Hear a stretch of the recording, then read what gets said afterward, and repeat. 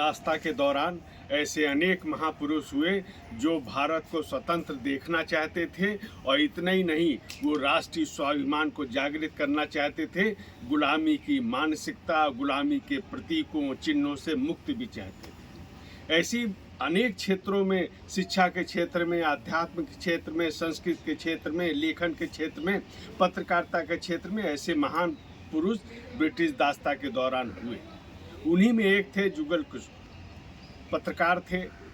उन्होंने पहला हिंदी अखबार निकाला 1826 में कोलकाता से, और उनकी तैयारी अखबार निकालने की पूरी हो गई थी, लेकिन उन्होंने देवर्षि नारद जयंती की प्रतीक्षा की और देवर्षि नारद जयंती के दिन ही उन्होंने हिंदी के पहले अखबार उदंड मार्तंड का शुभारंभ किया। और ये तिथि अपने में एक संदेश देने वाली थी। वो दुनिया को, खासतौर पर पश्चिमी ताकतों को, ब्रिटिश की सत्ता को ये बताना चाहते थे कि देवर्षि नारद ही ब्रह्मांड के प्रथम पत्रकार थे।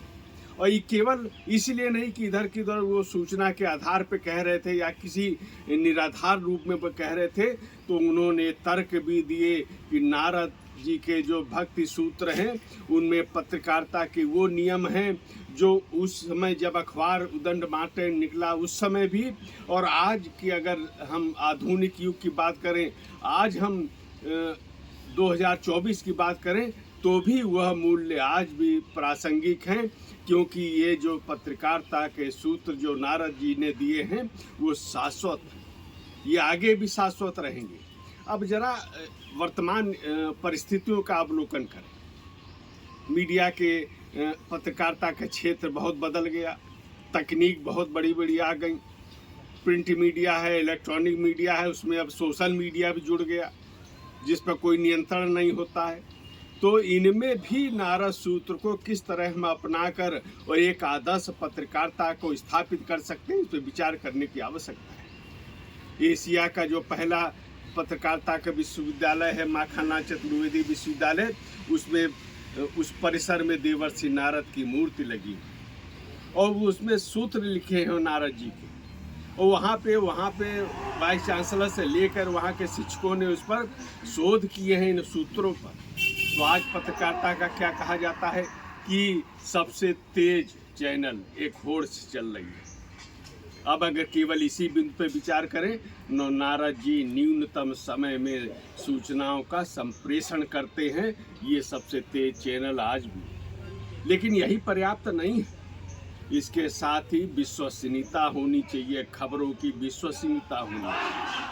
तो अगर नारद जी की जो विश्वसनीयता है कि अगर नारद जी जो कह रहे हैं वो विश्वसनीय है, इसलिए उन्होंने विश्वसनीयता को रखा, यानी सबसे तेज होने के बावजूद भी उन्होंने अपनी विश्वसनीयता को कम नहीं होने दिया। यह सूत्र। उसके बाद सत्य के प्रति आग्रह है, पूर्ण सत्य होना चाहिए खबरों में। नारद जी जो विषय लेकर जाते हैं, जो सूचना देने जाते हैं, उसमें पूर्ण सत्यता है।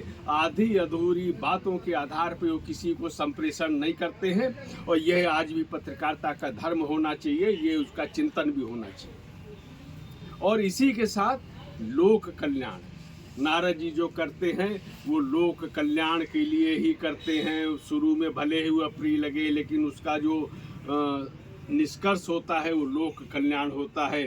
तो पत्रकारिता में भी लोक कल्याण का भाव भी होना चाहिए। तो ये भाव भी नारद जी के सूत्रों से हमको मिलता है, आधुनिक पत्रकारिता में मिलता है। और ये जो उनके नारद जी के सूत्र हैं, ये केवल भारत की पत्रकारिता नहीं बल्कि पूरे विश्व में जो पत्रकारिता है उसको एक आदर्श रूप प्रदान करने की इन सूत्रों में क्षमता है। और इसलिए नारद जी की जयंती पर पत्रकारिता दिवस मनाने का एक बहुत ही व्यापक आधार है। और ये कम से कम भारत के लोगों को तो ये शुरुआत जो हो रही है, ये बहुत ही अच्छी शुरुआत तो 1826 में हो ही चुकी है, और इसी कार्य को आगे बढ़ाना है। इसमें राष्ट्रीय स्वाभिमान का विचार है, इसमें मानवता का विचार है, इसमें भारत संस्कृति के प्रति